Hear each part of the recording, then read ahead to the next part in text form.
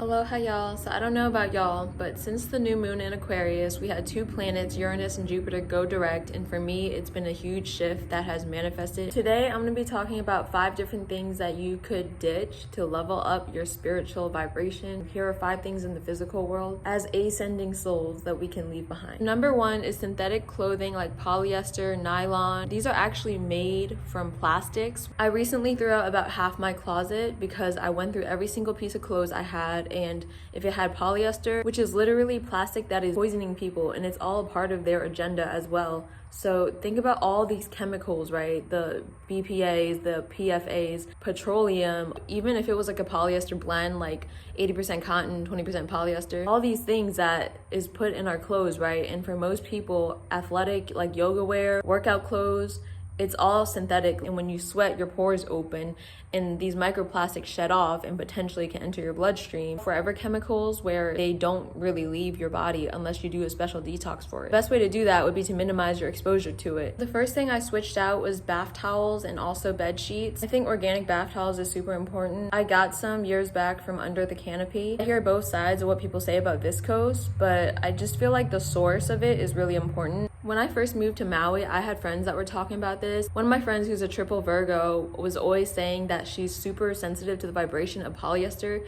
and synthetic fabrics.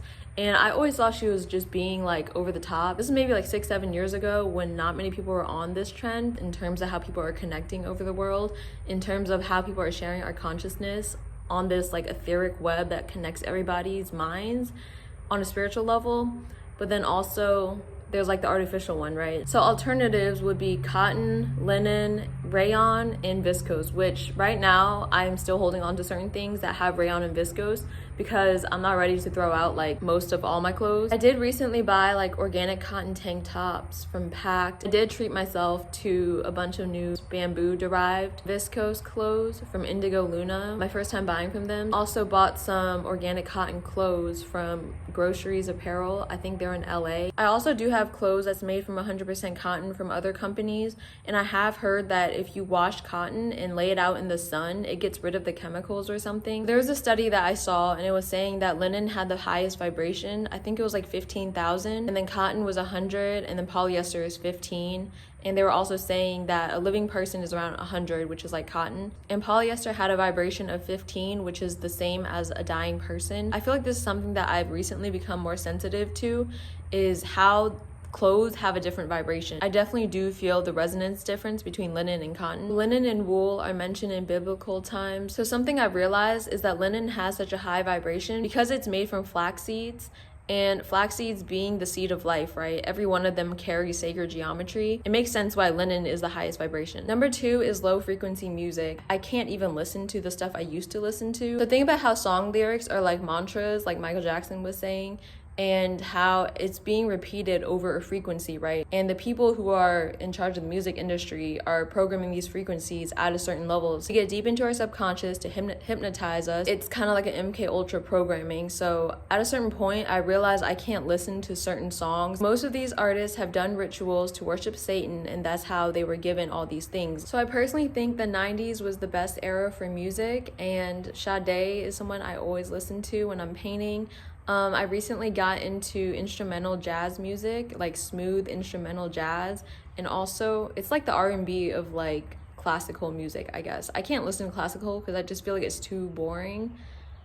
Maybe I should more. When I'm painting, most of the time I'm listening to like 90s music when people are still singing about love and stuff like that, rather than, I can't listen to any of the stuff today, to be honest, because it's just trash. I listen to frequencies like 432 hertz, 528 hertz, which repairs DNA, and also the handpan. I feel like at a certain point I'd rather listen to instruments rather than someone talking all the time, because words I feel like just limits our consciousness in a way. Like it traps our mind in a sense. So there's a movie called Flow that I feel like everyone should watch because the whole movie is about animals during a great flood. At first, I thought the movie was kind of boring. There's no humans and there's no talking. It's literally just animals, and there's a lot of deeper meanings behind it in the story. I don't know. I just think everyone should watch it, especially if you're a cat lover. Nowadays, it's hard for people to keep an attention span. Long form content is something that might be better for us than short form. Number 3 is GMO foods, seed oils, and refined sugar. I think everybody knows seed oils like canola oil and even sunflower oil is not good for you. There's always avocado oil alternatives. GMO foods, as we know, is an attack from Big Farm on humanity's collective ascension because our DNA is unlocking. So most people think we have 2 strands when we actually have 12 strands, which are non-physical DNA strands. And that's why scientists regard 97% of the human DNA as junk, because they don't know what it accounts for. Of course, the video cuts off when I'm in the middle of talking about DNA. What was I saying? Oh yeah, so the junk DNA accounts for our non-physical being, which speaks a lot about what science is limited to. So if you go to the store and you look at the produce, they have stickers that have numbers on them, and if it starts with a 3, it means it's GMO. If it starts with a 4, it's conventional, and 9 means that it's organic, which is the one that is probably the best option unless you want to grow your own food. Alternatives to refined sugar is agave and honey. The reason why it's so bad is because it literally destroys your body. It's so unnatural for us. It makes you age faster, it's bad for your teeth. They've done studies on white sugar and it's like 10 times more addictive than cocaine. So I just think people need to realize that's something we should slowly phase out of, because there's no reason to be eating refined sugar. I just know it's something I would avoid feeding my children. I also think at a certain point you should give up consuming pork because it's one of the lowest vibrations. Also asparagus, because it contains sulfur, which if you read the scriptures, it mentions sulfur and how it's connected to the smell of bad spirits, right? So as some of y'all might know, I was vegan for about 8 years. I do eat organic fish and organic chicken and also organic eggs. Local is best, of course. I don't eat dairy, and also pork I can't mess with, because think about how pigs are dirty and also they can't look at the sky. There's a reason why Muslims don't eat pork, because they just are spiritually and energetically unclean. I've also heard that pigs are unnatural and are a mutation that Nazi scientists created because, and I'm not talking about the recent ones, I'm talking about the ancient ones. Pigs are a cross hybrid breed between some human DNA mixed with it. So I just choose not to ever mess with it because I don't have a reason to in this lifetime. Being vegan definitely has its benefits, and I do think it's something that everybody should try at least once in their life. It's like a spiritual fasting or cleansing of sorts. Long term, I do think there's some health negatives with it, because most people aren't growing their own food. If you have your own land and you're growing your crops, yeah, you're definitely able to be vegan. Most of the produce in the grocery stores come from California, and the soils are so depleted there that it's lacking the minerals and the biophotons, the life force energy that natural from the earth, like growing your own, would have. Number 4, I just want to talk about skincare. I don't use deodorant. Instead, I drink chlorophyll water, which deodorizes your body, and eat greens every day. Start your day with fruit.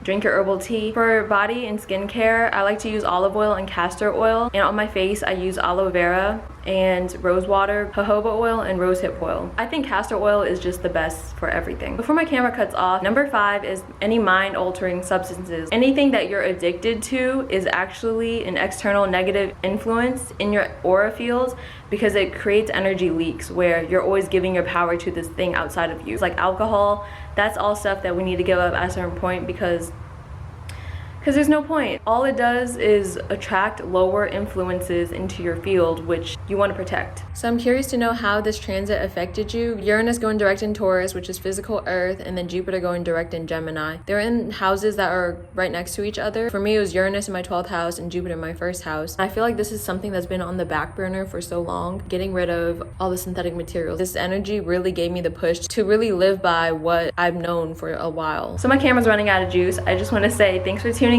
and I hope today's video was helpful. Let me know in the comments how this transit affected you, and peace. I hope you have a beautiful day.